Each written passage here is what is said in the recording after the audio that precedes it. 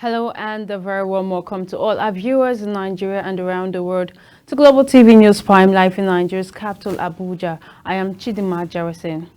President Bola Tinubu has approved the nomination of Dr. Olayemi Michael Cardoso to serve as the new governor of the Central Bank of Nigeria (CBN) for a term of 5 years at the first instance, pending his confirmation by the Nigerian Senate. Special advisor to the president, Ajuri Ngolale, said the directive is in conformity with Section 8, subsection 1 of the Central Bank of Nigeria Act 2007, which vests in the president of the Federal Republic of Nigeria the authority to appoint the governor and 4 deputy governors for the Central Bank of Nigeria, subject to confirmation by the Senate. Similarly, President Tinubu has approved the nomination of 4 new deputy governors of the Apex Bank for a term of 5 years at the first instance, pending their confirmation by the Nigerian Senate. The deputy governors are Enem Nana Usoro, Muhammad Sani Abdullahi Datijo, Philip Ikazo, and Dr. Bala M. Bello. President Bola Tinubu will on Sunday depart Abuja for the United States to attend the 78th UN General Assembly, which will take place from September 18th to 26th, 2023 in New York City. Our correspondent Uyi Agwamufregbe reports that the president on the sidelines of the UNGA is scheduled to prioritize investment drive as part of his conversations with his counterparts around the world, in order to advance his objective of aggressive economic development and diplomatic pursuits, as well as attract foreign direct investment into the country, as he did at recent G20 summit in India.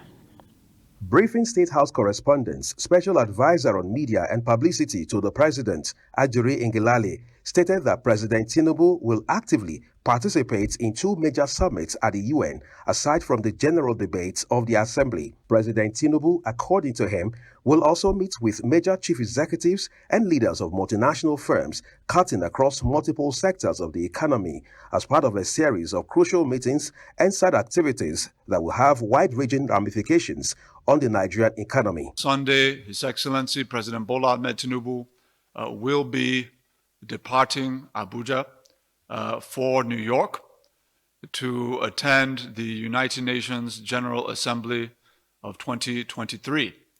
Of course, aside from the engagements he's going to be having at the General Assembly, aside from the active participation that the Nigerian delegation will be engaging in at the Assembly, there are a series of very important side activities that will have wide-ranging ramifications on the Nigerian economy. The President, again, focusing in on his economic development diplomacy, will be having investment at the front and center of his conversations with his counterparts around the world. And these engagements include bilateral meetings on the sidelines with the President of the United States, with the President of Comoros, with the President of South Africa, with the President of the European Union Commission, with the Prime Minister of the Netherlands, with the King of Jordan, with the Algerian President, with the Brazilian President, and with the Spanish Prime Minister. Similarly, the president will also be presiding over the Nigeria Small and Medium-Scale Business Summit to ensure that Nigeria keys in on opportunities that are being presented by Nigeria-owned small and medium-scale enterprises. The presidential spokesman said this is aimed at attracting foreign direct investment, jobs, and new tax revenues to the shores of the country. Uyi Agmofwebe, reporting for Global Television News. Vice President Kashim Shettima said cooperation is the compass and the most realistic path towards maximizing the opportunities and resolving challenges before us. Shettima made the disclosure on Friday in his address to world leaders at the ongoing G77 plus China Leaders Summit at the Palace Convention, Havana, Cuba. Speaking to an assembly of heads of state and government, the UN Secretary General Antonio Guterres and delegates from over 100 countries from the Global South, the Vice President expresses Nigeria's commitment to chart the path of partnership with member states of the G77 plus China towards addressing global challenges. Vice President Shettima, who lauded the contributions of the youth in the nation's quest for science, tech, and innovation and advancements, emphasized that Nigeria's demographic advantage is not limited to the absence of an aging population. Nigeria stands as a beacon of youthful talent and innovation. In line with President Tinubu's renewed hope agenda, Minister of the Federal Capital Territory Nyesom Wike on Friday in Abuja gave out 10 cards to 10 third-class traditional rulers in FCT. Sandra Akpa has details. Today, we're giving out 10 vehicles to 10 traditional rulers organized by government in order to support them to carry out their jobs in their various domains. And this is in keeping with Mr. President's agenda of renewed hope. The FCT minister, during the event held at the premises of the Federal Capital Territory Administration, said the initiative is aimed at helping the traditional leaders carry out their respective duties effectively. We believe that every sector, every system has a role to play. Particularly the traditional rulers have a role to play in terms of security. You know your communities better than anybody. You know those who live within your communities. So you'll be able to identify those who look like strangers where you stay. Police alone, no security agency can perform this function without the support of the traditional rulers. So we believe that we must partner together to achieve this fight against insecurity. And it is also believed that the government must also encourage you and provide you with necessary logistics to do your work. And part of that is mobility. Mobility. I can't see how traditional rulers will be burdened taxes, entering public transport. That is unacceptable. Mr. President has directed that that cannot continue to go on. And we must do everything possible to make it convenient for you to do your assignments. The minister also stated that allowances will be provided in addition to what the local government councils currently allocate to traditional chiefs. As FCT too, Mr. President has directed me that we must also on our own provide how we can give some allowances, adding to whatever the local government is giving, so that you can be very comfortable. The beneficiaries expressed gratitude to President Bola Tinubu for deeming it fit to provide them with cars for ease of discharge of their traditional responsibilities. Sandra Akpa, reporting for Global TV News. Former President Olusegun Obasanjo has denied claims that he met President Bola Tinubu in Abeokuta on Thursday at the 80th birthday of the Alake of Egbeland, Oba Adedotun Badebo, and promised to work for Tinubu if he is offered a job. Reacting to a viral video making rounds, Obasanjo on Saturday, in a statement issued by his media aide, Kehinde Akinyemi, described the video as fake, disjointed, and sickening. He condemned the video, saying the banter conversation took place between him and Tinubu when he played host to the president in 2022 at the build-up of the 2023 general elections. The Nigerian Labour Congress has accused the police of taking side with one of the factions in the crisis, rocking the leadership of the National Union of Road Transport Workers. The NLC, in a statement on Friday by its acting president, Kabiru Minjibri, claimed that while democratically elected leaders of the union were being detained, the other parties had been discreetly released. Meanwhile, the Federal Capital Territory Police Command has denied allegations of bias in its arrest of rioting factions of the union in Abuja on Tuesday. The spokesperson for the FCT Police Command, SP Josephine Ade, who disclosed in a telephone interview on Friday night, stated that the police made arrests in relation to those found in connection with criminal conspiracy, culpable homicide, and public disturbance during the riots without taking sides. in furtherance of its efforts to secure the length and breadth of Nigeria as well as its territorial sovereignty for the nation's economic growth. Plans are on the way by the Nigerian Army to rejig its training and operational activities for effective service delivery. Chief of Army Staff Lieutenant General Taurid Lagbaja stated this at the closing ceremony of the Chief of Army Staff Combined Second and Third Quarter Conference in Abuja. Kikelomo Okewe has details. The Army boss explained that the conference had afforded the Army the platform to review its training, operational and administrative activities that are directly related to national security in order to actualize desirable outcomes, adding that the briefs and presentation made during the conference has reinforced the task and clearly depicts the challenges ahead of the Nigerian Army. Chief of Army Staff's quarterly conference participants, I believe this gathering has again awakened us to the reality that we have a job to do.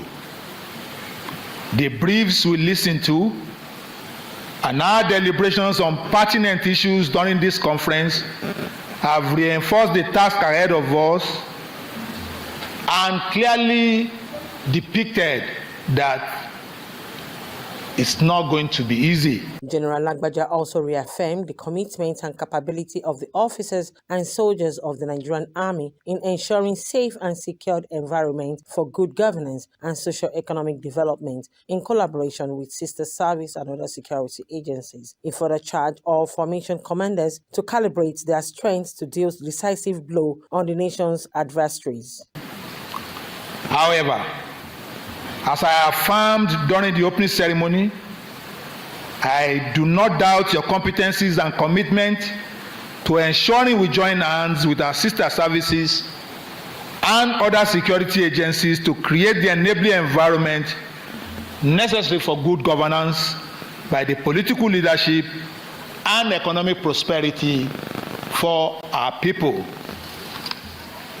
Let me reiterate that we cannot afford to show a jot of weakness because the adversaries we fight are emboldened by weakness. The Chief of Army Staff also presented checks to 10 maiden beneficiaries of Nigerian Army Personnel Insurance Scheme in an effort to provide financial security and support families of personnel who died in active service. According to him, the gesture was an expression of Nigerian Army's appreciation of the service and sacrifice of its personnel in defense of the sovereignty and territorial integrity of the nation. The Army Chief expressed appreciation to the Commander-in-Chief of the Armed Forces of Nigeria for his intervention in repositioning the Nigerian Army for optimal operational performance, pledged the unalloyed loyalty of the officers to federal government and Constitution of Nigeria. Kikelomo Okewe, Global Television News, Abuja.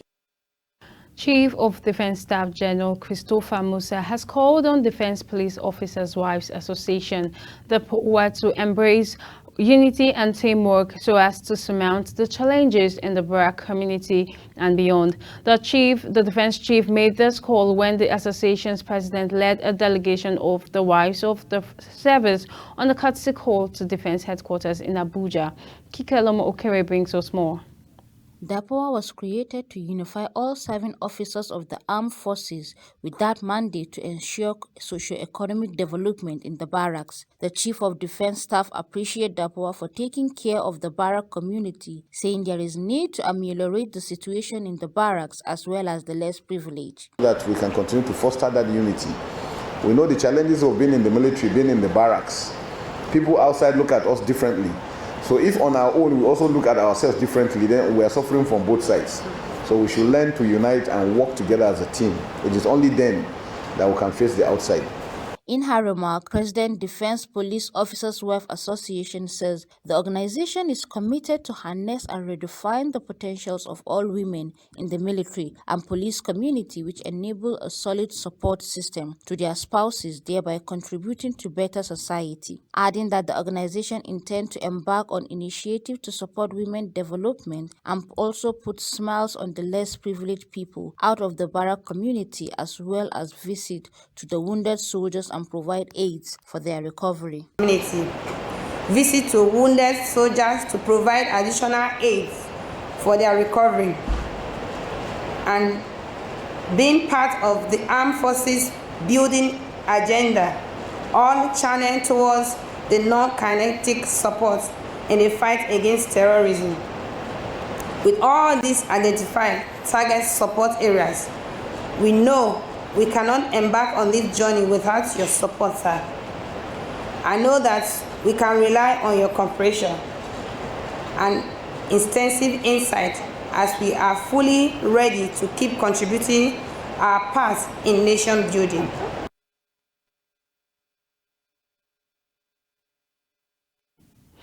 Following the numerous challenges posed by the continued presence of unauthorized persons on the various highways around the country in the guise of revenue collection, the Acting Inspector General of Police, IGP Olukayode Igbetokun, has ordered all state commissioners of police to immediately commence the dismantling of such non-security points within their areas of responsibility. Kikelamo Okere reports that the Acting IGP gave the order while meeting with strategic police managers in Abuja.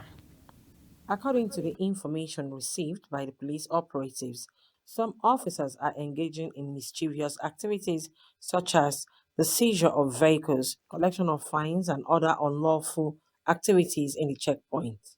In lieu of this, the Acting Inspector General of Police stated that to ensure accountability and transparency within the force, the Nigerian Police Force has taken steps such as reinforcing the IGP Monitoring Unit and the Complaint Response Unit based at the Force headquarters to arrest violators and prosecute after dismantling the checkpoints.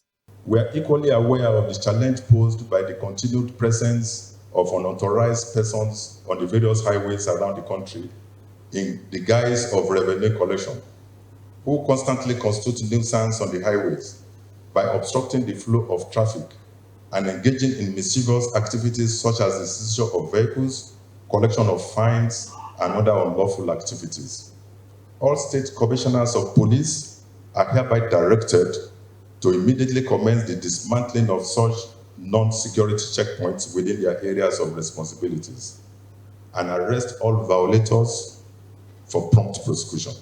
He maintained that directive has earlier been given to all state commissioners of police to CRU officers in their respective state command headquarters as part of the force commitment to combating corruption and improve professionalism in the Nigerian police force, adding that commissioners of police who are yet to comply are given a deadline of 3 weeks from today to do so.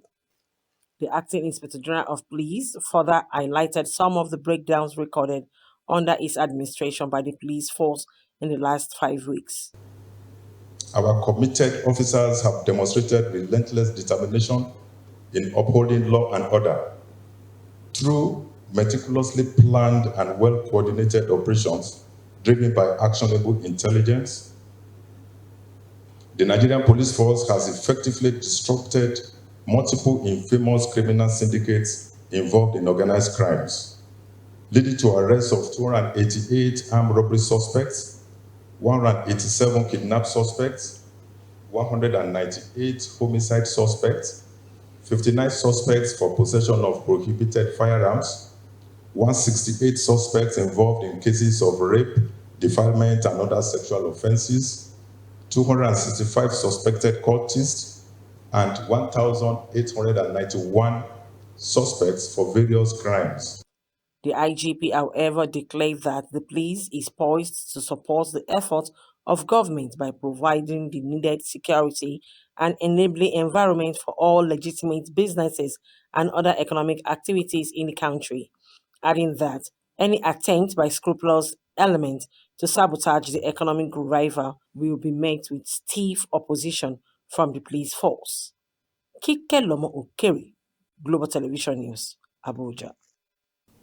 The British High Commission to Nigeria is set to explore partnerships with the Niger Delta Development Commission (NDDC) with a focus on renewable, clean energy and green infrastructure in the Niger Delta region. The Second Secretary Political British High Commission in Abuja, Mr. Yamish Tai, disclosed this when he led a delegation that visited the NDDC Managing Director Dr. Samuel Ogbuku at the Commission's headquarters in Port Harcourt. Mr. Tai observed that the NDDC has shown commitment to realizing sustainable development in the Niger Delta region through partnerships and collaborations with national and international development agencies. The NDDC Chief Executive Officer told the British delegation that the Commission had made public-private partnerships the core policy focus to drive the development of the Niger Delta region. The federal government has said that once the backlog of passport applications have been cleared, the Nigeria Immigration Service (NIS) will commence the production of 24,000 passports daily. The Minister of Interior Olubunmi Tunji Ojo disclosed this in Abuja on Friday when a delegation from the United Nations Office on Drugs and Crimes (UNODC) visited the office. The minister sought the support of the UNODC on the provision of skills for inmates in the correctional centers, adding that correctional facilities should be a center of reformation of inmates, as indicated by the nomenclature of the facilities. He said the custodial facilities should not be seen as condemnation centers. The minister also made a passionate appeal and implored the UN agency to always engage the ministry for its intervention programs to avoid duplication, which breeds corruption. He assured the UNODC that the interventions would not be politicized. And you're watching Global TV News Prime, coming to you live from Nigeria's capital, Abuja. We're on Star Times channel 276. Kindly follow us across social media platforms using Global TV NG and other handles now showing on your screen. When Global TV News Prime returns, Diamond League Amusan Brume is set to bounce back in Oregon. We'll tell you about these and more right after this break. Please don't go away.